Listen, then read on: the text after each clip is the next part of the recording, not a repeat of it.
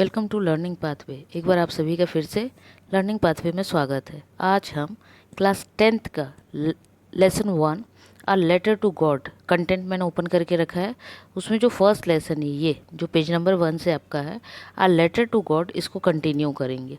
आप देख रहे होंगे नीचे ब्लूइश में ये जो दिख रहे हैं, ये जो 4 है वो आपके 4 पोएम्स है। मतलब ये जो दिख रहे हैं ये सभी आपकी पोएम्स है और ये स्टोरी है। क्लियर? तो आज हम इस स्टोरी को कंटिन्यू करेंगे। चलिए स्टार्ट करते हैं। Lesson 1 a letter to God.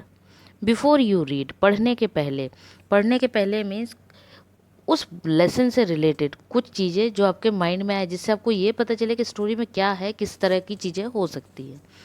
देखिए यहाँ they say faith can move mountains. They means वे कहते हैं कि फेथ मतलब विश्वास यदि हो तो क्या है, हम क्या कर सकते हैं, पत्थर को भी हिला सकते हैं। मतलब माउंटेन है ना, पहाड़ को भी क्या कर सकते हैं, हिला सकते हैं। What should be put our faith in, लेकिन हमको फेथ किस पर होना चाहिए। This is the question this story delicately poses. यही एक क्वेश्चन है जो कि इस स्टोरी पे पूरा बेस है। क्लियर? कि होना तो चाहिए, लेकिन किस पर होना चाहिए और किस तरह का होना चाहिए वो सब आपको आगे बताया जाएगा। Lencho is a farmer. पूरा स्टोरी इस पर्सन पर है जिसका नेम यहाँ पे मेंशन किया हुआ है। ये देखिए लेंचो, इस पर पूरा स्टोरी बेस्ड है।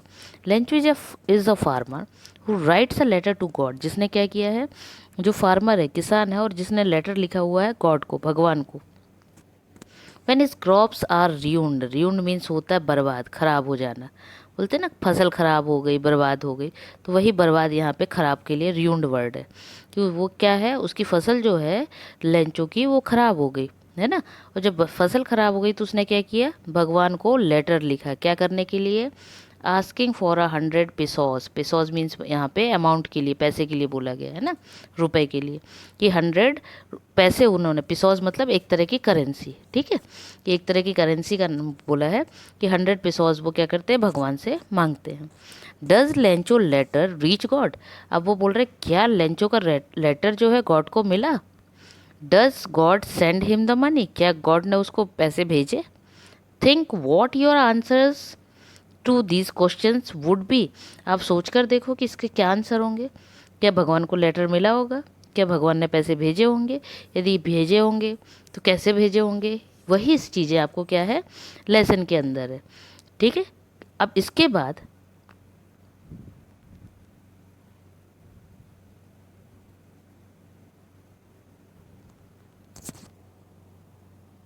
आगे इसमें दिया हुआ है एक्टिविटी 1। एक्टिविटी 1 में देखिए क्या मेंशन किया हुआ उन्होंने। One of the cheapest ways to send money to someone is through the post office. Cheapest means यहाँ सस्ता, ठीक है।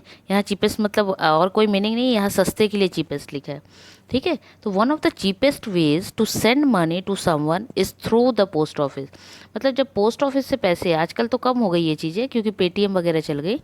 पुराने समय में मतलब कुछ समय पहले तक का भी बोल सकते हैं, उस समय तक क्या होता था, पोस्ट ऑफिस से पैसे को, मनी ऑर्डर जिसको आप सुने होंगे, तो उसके थ्रू भेजा जाता था। हैव यू एवर सेंट और received money in this way.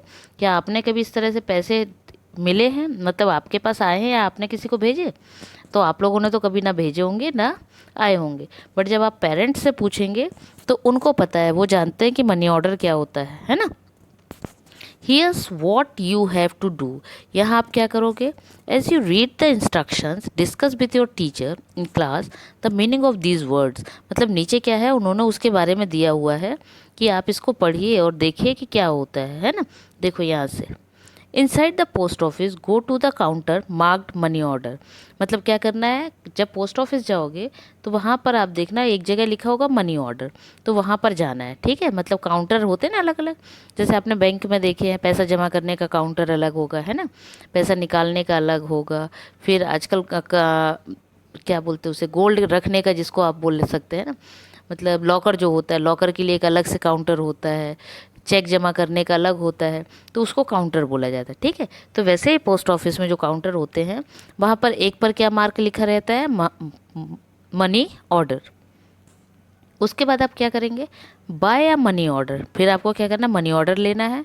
Form by paying 50 पैसे to the person behind the counter, और जो काउंटर के अंदर होगा उसको क्या करना पड़ेगा, 50 पैसे देने पड़ेंगे। मतलब एक तरह का ये एक्टिविटी है, मतलब आप कर को बताना है कि इस तरह से होता था पहले। क्लियर।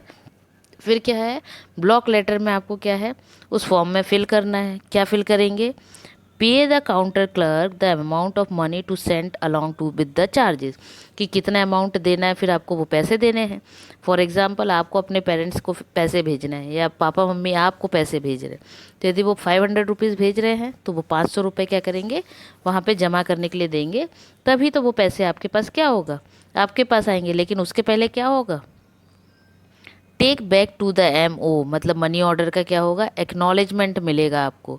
एक्नॉलेजमेंट मतलब होता है, जिसको पावती आपने सुना होगा वर्ड, है ना, कि जिससे क्या है ये पता रहे कि आपने पैसे किसी को भेजे हैं, तो उसकी receipt. Clear. Next, fill out the money order from given using the clues that follow the form.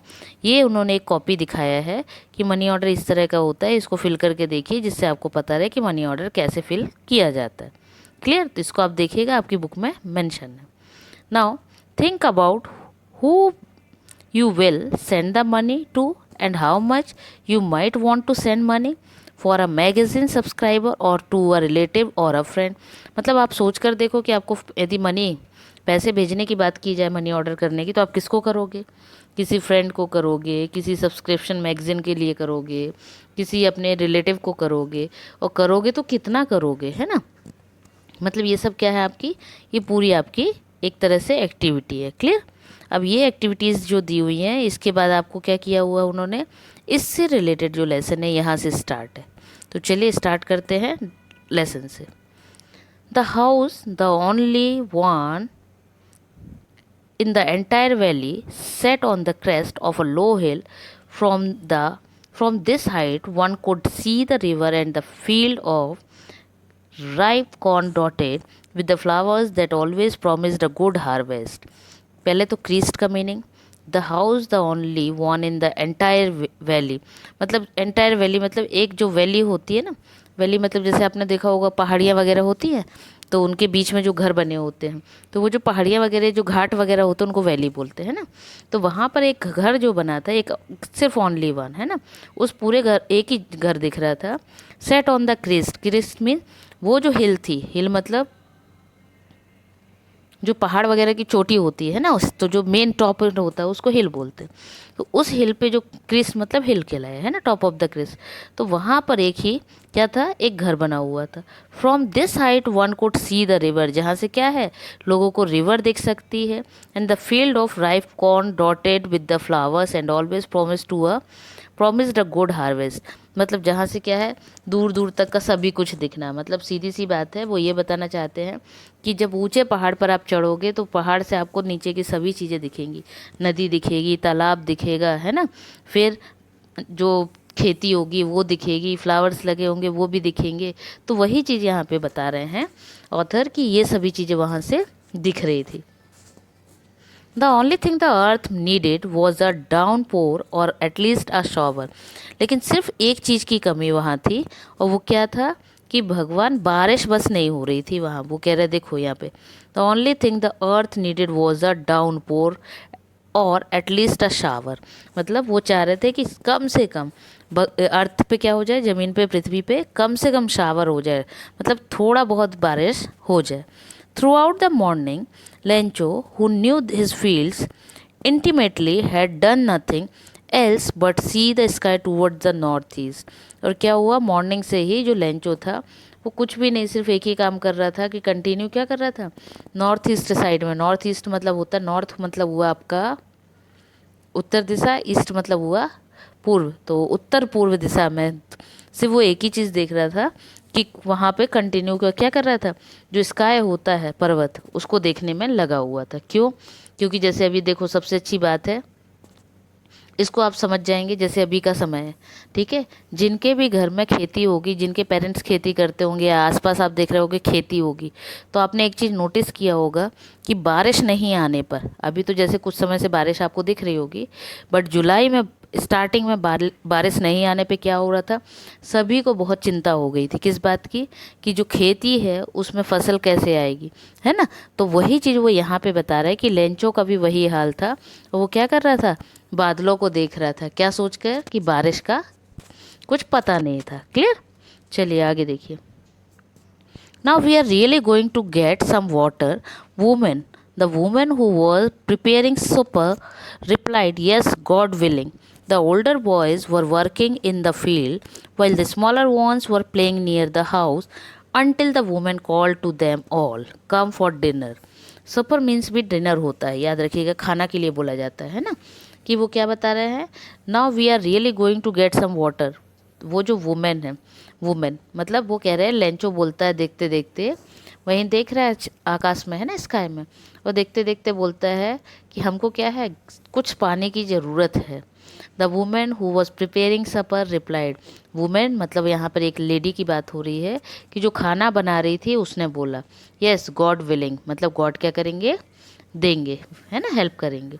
The older boy were working in the field. उसका जो बड़ा बेटा था वो क्या कर रहा था, खेत में काम कर रहा था, और छोटा वाला जो था वो वहीं पास में, हाउस के पास में क्या है, खेल रहा था, प्लेइंग नियर द हाउस, है ना।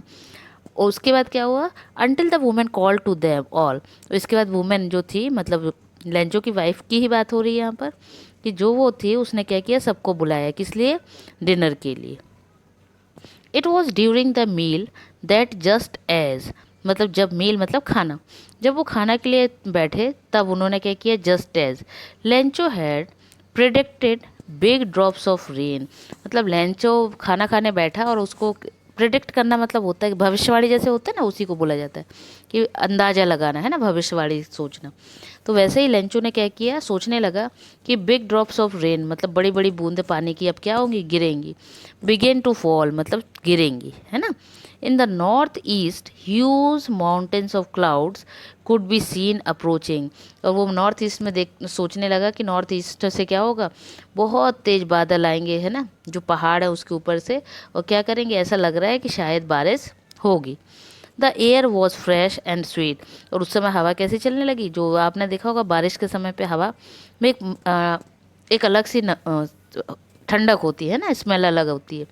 तो वही फील वो यहाँ पे कर रहे हैं कि बारिश का उनको लग रहा था कि अब आने वाली है। The man went out for no other reason than to have the pleasure of feeling the rain on his body.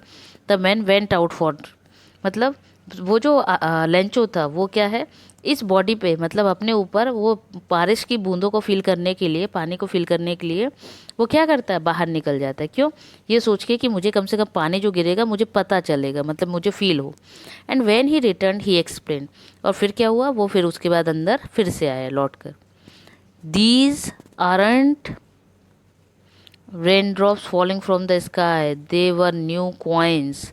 मतलब वो क्या हुआ, जब लौट कर आया तो उसने बोला ये क्या है, ये पानी की बूंदें नहीं है, बल्कि उनके लिए क्या है, नए कॉइन्स है, मतलब एक तरह से उनकी इनकम हुई है। ठीक है।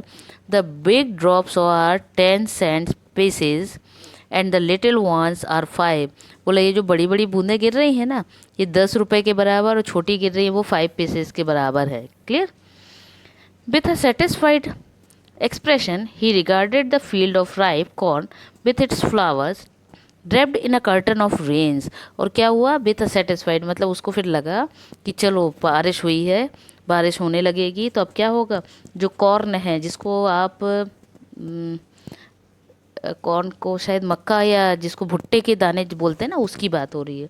कि वो कहते हैं कि क्या है, कि अब ये जो कॉर्न है ये क्या होगा, इसमें फ्लावर आने लगेंगे, और हम इनको क्या करेंगे, draped in a curtain of rain, और अब इन पे बारिश की बूंदें पड़ने लगेंगी। But suddenly a strong wind began to blow and along with the rain very large hail stones began to fall. लेकिन क्या हुआ, इतने में अच्छी तेज, जिसको आप बोलते बहुत तेज बारिश आई, और बारिश ने क्या किया, सॉरी बहुत तेज बारिश नहीं, हेल स्टोन लिखा है, large hello stone. Large hello stone means जिसको ओले बोला जाता है, हेल स्टोन मीन्स ओले। मतलब इतनी तेज हवा आई, और उस तेज हवा के साथ में बड़े बड़े ओले क्या हुए, बिगेन टू फॉल, गिरने लग गए।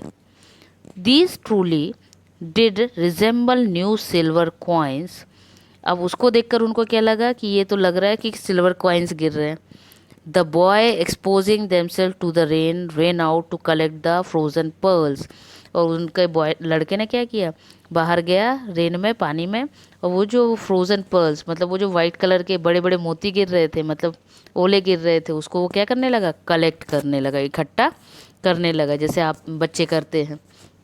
क्या करते हैं वो कि जब बारिश होती है, जब बड़ी बड़ी बूंदे जब ओले गिरते हैं, तो आपने देखा होगा कितने भी जैसे आप हो 10th में हो, है ना, तो ये सभी बच्चे क्या करेंगे, छोटे से लेके बड़े बच्चे, ये बारिश में वो ओले को इकट्ठा करेंगे, कहीं आप देखा होगे कटोरी में, है ना, अदरवाइज ग्लास में, किसी में भी आप क्या करते हैं, इकट्ठा कर करके कलेक्ट करके रखते हैं।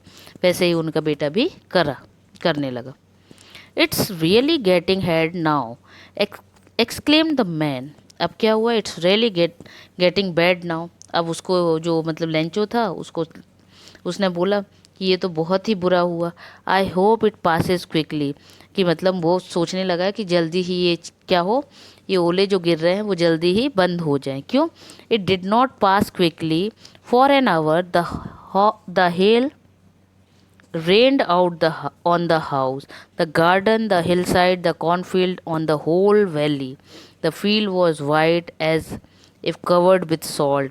और उसको क्या डर लगने लगा कि ऐसे यदि गिरते रहे ये हेल ओले तो क्या होगा, पूरे घर में, गार्डन में, हिल साइड में, मतलब आसपास का जो एरिया है, फिर कॉर्न की फील्ड जो है जहाँ मक्के लगे हुए थे, उन सब जगह पे क्या होगा, पूरा का पूरा वाइट हो जाएगा, मतलब पूरी ओले से ढक जाएंगे। और ओले से ढकने से क्या हो जाएंगे, सबको पता है कि पूरी फसल खराब हो जाएगी। तो उसको चिंता किस बात की थी, फसल की।